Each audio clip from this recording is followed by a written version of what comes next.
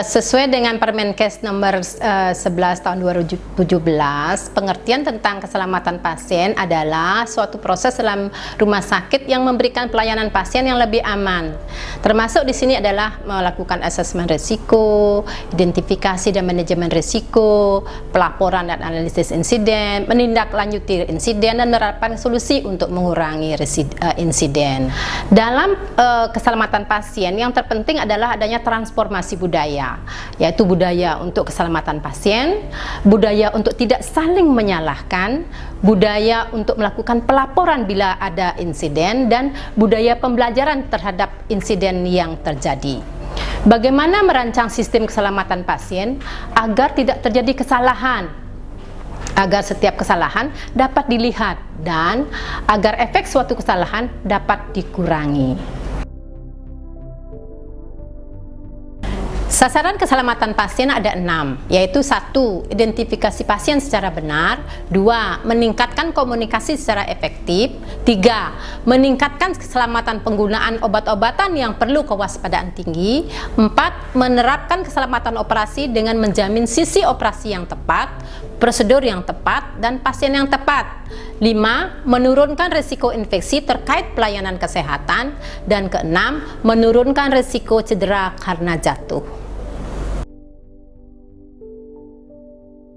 Penerapan identifikasi pasien dengan benar adalah dengan bertanya kepada pasien dengan menggunakan 2 cara identitas pasien. Tanyakan nama pasien, tanggal lahirnya, dan cocokkan dengan nomor rekam medis ketika kita memberikan asuhan, ketika kita memberikan pengobatan atau tindakan, dan ketika kita memberikan pelayanan. Yang penting dalam identifikasi pasien adalah sebelum memberi obat, sebelum memberi diet atau makan pasien, sebelum pemeriksaan lab darah dan spesimen lainnya, sebelum tindakan atau treatment atau operasi untuk mengurangi risiko salah transfusi darah dan atau produk darah lainnya. Yang dipakai adalah gelang nama yang dipasang di tangan atau di kaki dengan warna merah jambu untuk perempuan dan biru muda untuk laki-laki. Pada gelang nama itu dipasang barcode atau label nama, itu pada saat pasien admisi atau pasien masuk ke dalam rumah sakit. Kemudian apabila pasien itu mengalami risiko, maka ada beberapa gelang yang harus kita berikan, yaitu ada gelang merah, ada gelang kuning atau biru, dan itu dipasang di ruang perawatan. Diusahakan nomor kamar atau ruang pasien tidak diperbolehkan digunakan, karena itu nanti akan mengacaukan pada saat dokter atau perawat memberikan pelayanan. Karena kesalahan identifikasi bisa terjadi kalau pasien tidak sadar, bisa karena pindah tempat tidur, pindah kamar, atau pasiennya lupa identitas, atau pasiennya disorientasi. Yang berikutnya adalah tentang komunikasi yang efektif. Komunikasi di rumah sakit bisa dilakukan secara 3 cara, secara elektronik, bisa secara verbal, atau bisa secara tertulis. Yang paling sering menyebabkan error adalah verbal, karena bisa ada kesalahan pada aksen atau dialek orang yang berbicara, atau pengucapannya tidak jelas. Kalau yang tertulis bisa karena tulisan tidak terbaca atau tidak lengkap, dan kesalahan terjadi karena komunikasi terjadi tidak efektif dan tidak adekuat antar anggota tim. Pasien tidak dilibatkan, misalnya pada saat melakukan tindakan operasi, ketepatan lokasi operasi, identifikasi pasien pada saat pemberian obat, tidak ada prosedur untuk verifikasi.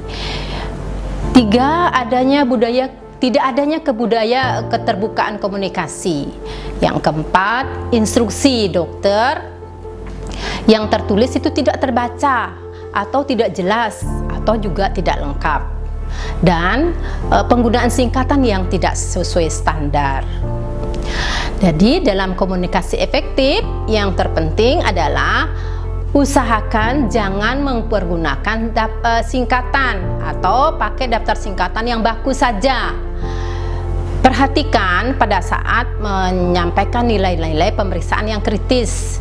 Dan komunikasi yang efektif harus dilakukan pada saat dilakukan transfer pasien. Misalnya di ruangan pada saat shift pagi dengan shift siang itu lakukan transfer pasien, itu komunikasinya harus efektif. Dan apabila melakukan komunikasi secara verbal, baik itu secara langsung maupun secara telepon, itu usahakan mencatat apa yang disampaikan oleh pemberi pesan, kemudian baca kembali apa pesannya dan konfirmasikan apa yang telah disampaikan oleh pemberi pesan. Sasaran ketiga adalah meningkatkan keamanan penggunaan obat yang perlu kewaspadaan tinggi atau high alert medication. Obat-obat yang perlu diwaspadai adalah obat yang resiko tinggi. Ini obat yang sangat beresiko, bila salah dalam pemberian bisa menyebabkan kematian atau kecacatan. Misalnya obat insulin, heparin, itu sangat beresiko tinggi. Yang kedua adalah obat LASA atau look alike dan sound alike. Jadi seperti rupanya sama atau pengucapannya sama. Misalnya obat Sanak atau Santak. Yang ketiga adalah elektrolit konsentrat. Ini kita harus perhatikan betul lokasi dan tempat penyimpanan obatnya, labelingnya, kemudian penyimpanan konsentrat elektrolit harus di ruang farmasi, tidak boleh di ruang perawatan.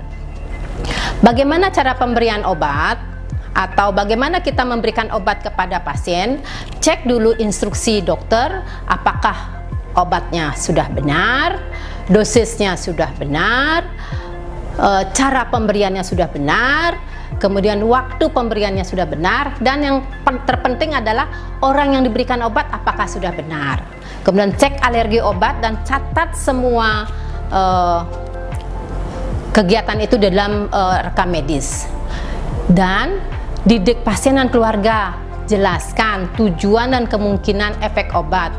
Kenalilah obat Anda. Sudahkah Anda tahu kegunaan obat Anda, cara pakai obat Anda, dan waktu penggunaan obat Anda? Sasaran keempat yaitu kepastian terhadap lokasi operasi, tepat prosedur dan tepat pasien yang menjalani tindakan atau prosedur operasi. Bagaimana pelaksanaannya? Yaitu dengan melakukan site marking atau penandaan lokasi operasi. Lakukan proses verifikasi pra-operasi terhadap pasien, jadi pasien juga dilibatkan di situ untuk menentukan tempat di mana lokasi operasi, dan lakukan time out pada saat sebelum insisi dimulai. Beri tanda pada daerah yang akan dioperasi, libatkan pasien atau keluarga pasien, dan kemudian yang memberikan tanda itu adalah dokter yang akan melakukan operasi. Langkah-langkahnya adalah pada saat kita melakukan tindakan atau persiapan untuk operasi, lakukan briefing atau penjelasan, kemudian lakukan sign in, time out, sign out, dan debriefing. Dan pada saat sebelum melakukan anestesi, lakukan sign in. Kemudian pada saat sebelum kita melakukan tindakan insisi, lakukan time out. Dan setelah melakukan tindakan, sebelum meninggalkan kamar operasi, lakukan sign out. Sasaran kelima yaitu pengurangan resiko infeksi terkait pelayanan kesehatan. Pelaksanaannya adalah kegiatan atau jenis infeksi yang sering terjadi di rumah sakit adalah infeksi saluran kemih, itu berhubungan dengan pemakaian kateter yang menetap. Kemudian ada infeksi saluran aliran darah primer, itu berhubungan dengan pemakaian kateter intravaskuler atau pemasangan infus. Kemudian ada pneumonia, berhubungan dengan pemakaian ventilasi mekanik atau ventilator, dan infeksi luka operasi itu berhubungan dengan tindakan pembedahan.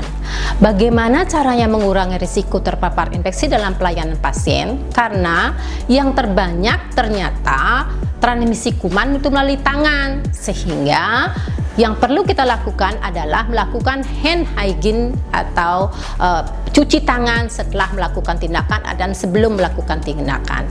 Dan WHO sudah menjelaskan bahwa pelayanan yang bersih adalah pelayanan yang aman.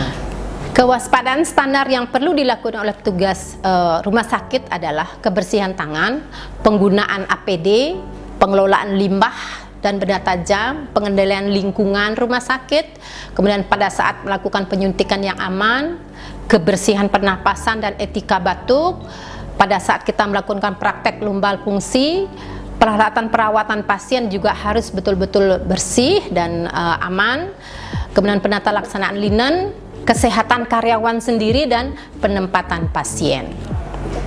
Dan setiap tugas melakukan kebersihan tangan sesuai dengan 6 langkah dari WHO, yaitu cuci tangan dengan air mengalir selama 40-60 detik dan cuci tangan kalau pakai hand rub itu sekitar 20-30 detik.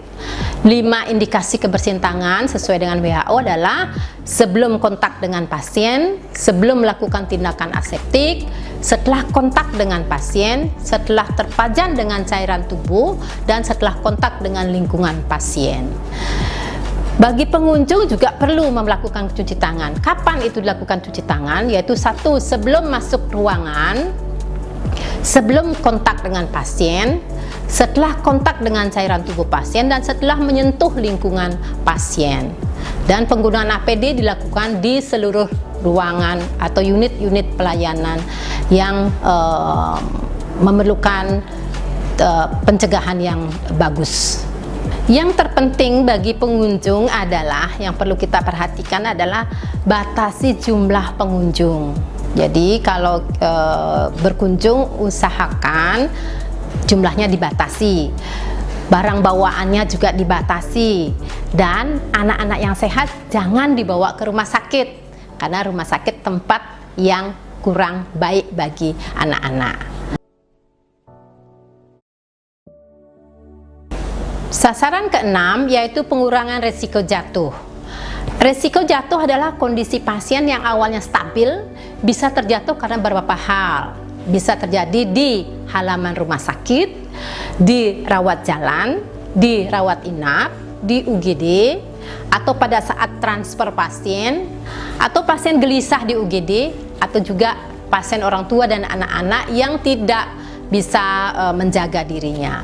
Hal-hal yang perlu diperhatikan pada saat kita menangani pasien adalah kondisi pasien, obat-obat yang digunakan oleh pasien terkait dengan side effect dari obat itu yang bisa menyebabkan pasien jatuh. Kemudian adanya gangguan fungsional pasien karena penglihatan pasiennya buram, perubahan status mental atau perilaku pasien. Kemudian juga bisa ada karena lokasi atau situasi lingkungan di rumah sakit, ya lantainya licin, terlalu banyak furniture, tangganya tidak seimbang atau lantainya pecah-pecah, sepatu atau sandal yang dipakai juga tidak cocok, dan kemungkinan ada pasien yang mengkonsumsi alkohol. Bagaimana cara mencegah pasien jatuh? Ya, 1, lakukan pengkajian ulang secara berkala mengenai risiko pasien jatuh. Kemudian beri tanda risiko jatuh di gelang pasien dan di tempat tidur pasien. Kemudian tempat tidur pasien diberikan pelindung di tepi tempat tidur. Kemudian juga keluarganya dilakukan edukasi, pasien juga diberi edukasi bila memerlukan bantuan, memanggil petugas yang ada di ruangan. Ya, karena pasien sudah ada di tangan kita, mereka percaya kepada kita. Untuk itu kita melakukan yang terbaik buat mereka. Jadi keselamatan pasien sudah kami sampaikan, kita kerjakan dan laksanakan agar pasien aman, petugas rumah sakit pun aman. Terima kasih.